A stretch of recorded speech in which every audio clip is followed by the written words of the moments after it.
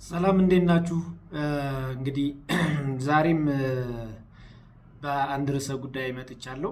ዶክተር ፍቃድ ነኝ ከቅዱስ ገብርኤል ጠቅላላ ሆስፒታል የማህፀንና ጽንስ ሕክምና ስፔሻሊስት።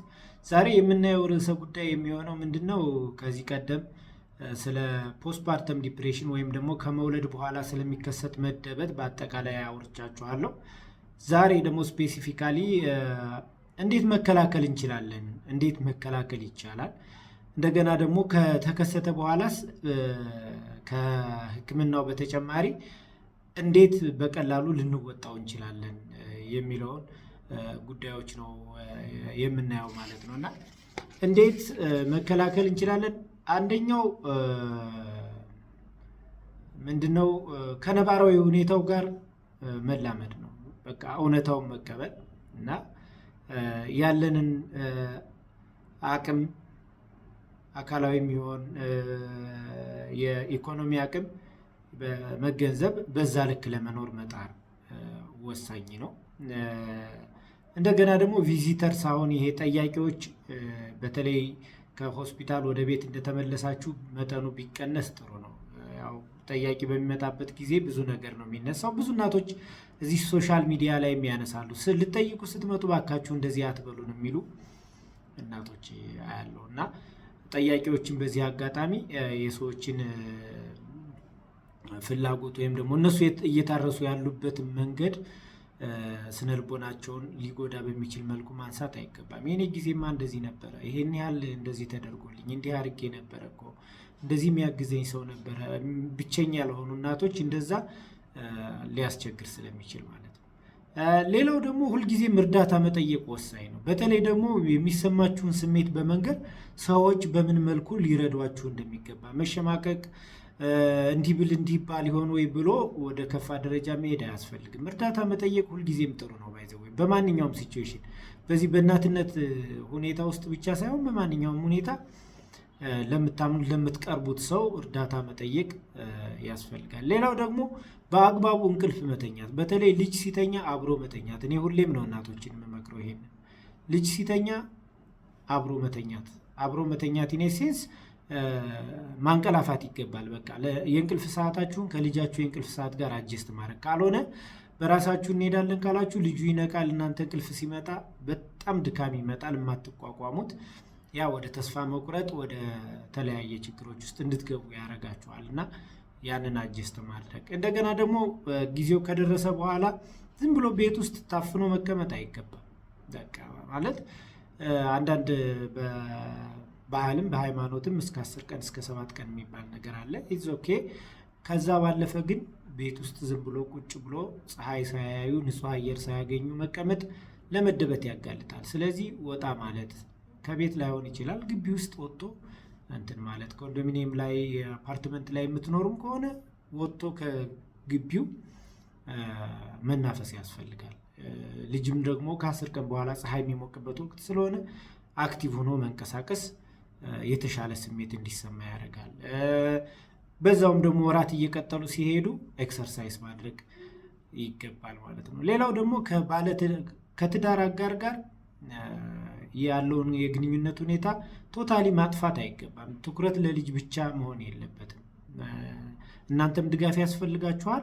ስነ ልቦና መደገፍ አላችሁ። ባለቤታችሁም በዛው ልክ ድጋፍ ይፈልጋል እና ግንኙነታችሁን ለእያንዳንዳችሁ ጊዜ መሰጠጣት ይገባል ማለት ነው እና ግንኙነታችሁ እንዳይሻክር ይረዳል፣ ጫናም እንዳይመጣ ያደርጋል። እንደገና ደግሞ ከወለዱ በኋላ ሁልጊዜ እንግዲህ እኛ የምንጠብቀው በቃ ልጅ በእጅ ከገባ በኋላ የተለየ ደስታ ብቻ የምናገኝ ይመስለናል። ግን አንዳንዴ መልካም ቀኖች ይኖራሉ፣ አንዳንዴ ደግሞ ምቾት የማይሰጡ ቀኖች። ይህን መጠበቅ ይገባል። ኤክስፔክቴሽናችን የምንጠብቀው ነገር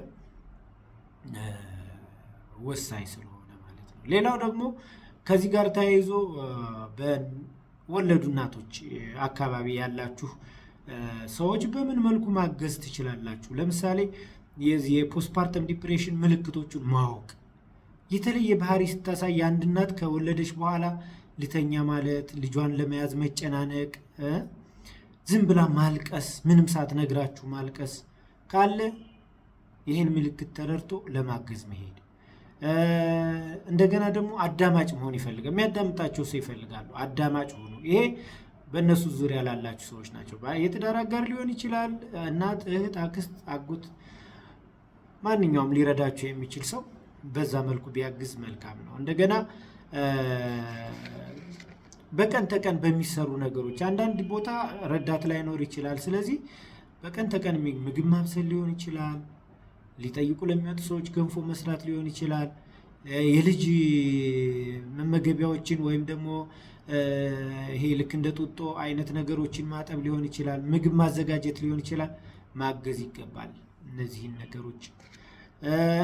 እንደገና ደግሞ ልጃቸውን በመጠበቅ ለምሳሌ እነሱ በሚተኙበት ተኝ እኔ እጠብቅልሻለሁ ትን እንዳይለው ምን እንዳይለው ብለው እናቶች ስለሚሰጉ እና እንድታርፍ ማድረግ በዛ ወቅት ማለት ነው። ይሄ በጣም ትልቅ እርዳታ ነው።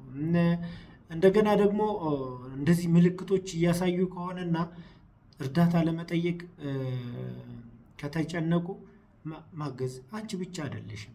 ይሄ ማንም ላይ ሊመጣ የሚችል ነው። በሕክምና ደግሞ ትልቅ እርዳታ አለው፣ ለውጥ ያመጣል እና ወደ ሕክምና ሂጂ ማለት ወይም ደግሞ ሐኪሞቻቸውን ደውሎ ማናገር የመሳሰሉት ልታደርጉ ትችላላችሁ በእነሱ አካባቢ ስትሆኑ። እንግዲህ ፖስትፓርተም ዲፕሬሽን ወይም ደግሞ ከወለዱ በኋላ መደበት ቀላል አይደለም። ቁጥሩ ብዙ እናቶችን አፌክት ያደርጋል። የተለያዩ ደረጃዎችም አሉት። ከዚህ ቀደም እንዳልነው ቤቢ ብሉስ የምንለው በራሱ ጊዜ ሊጠፋ የሚችል በ2 ሳምንት በ3 ሳምንት ውስጥ። እንደገና ደግሞ ይሄ ፖስትፓርተም ዲፕሬሽን የምንለው በማንኛውም ጊዜ ሊከሰት ይችላል። በተለይ ከመጀመሪያዎቹ 2 ሳምንታት በኋላ በጣም ብዙ ጊዜ እንዲሁም 6 ሳምንት አካባቢ ነው የሚከሰተው መደበቱ እና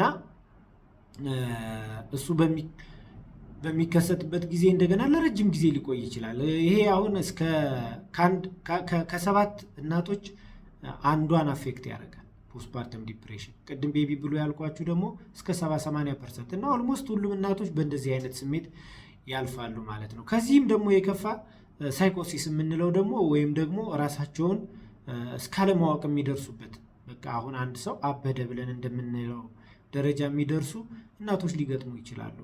በጣም ትንሽ ቢሆንም ከ1000 ወላዶች አንድ እንደዚህ ነው ሊከሰት የሚችለው እና ይህንን ተረድቶ ማገዝ ይገባል። ለዛሬ ያለኝ ይሄ ነው። እንግዲህ ጥያቄም ካላችሁ በዚህ ጉዳይ የበለጠ ልንወያይበት እንችላለን። በኮመንትም በሜሴጅም ልትጠይቁኝ ትችላላችሁ። እንግዲህ ላይክ፣ ሼር፣ ኮፒ ሊንክ እና ሪፖስት ማድረጉን ቀጥሎ። አመሰግናለሁ። መልካም ቀን።